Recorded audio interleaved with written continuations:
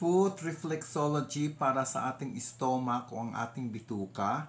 Dito nakalocate ang bituka. Ipipress natin ito ng 5 seconds. 1, 2, 3, 4, 5 seconds. Release. Paulit-ulit yan. 5 seconds. 1, 2, 3, 4, 5. Release.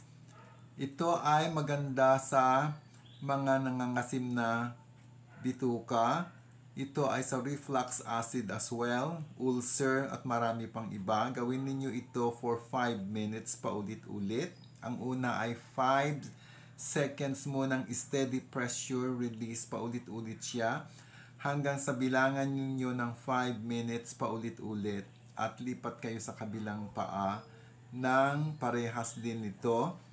Gawin ninyo ito once or twice a day para sunod-sunod na araw as at your therapy. Ang pressure points ay ang paggamutan ng energy yon. Hindi na kayo inom ng gamot at iyon ang inyong pressure points, ang gamot.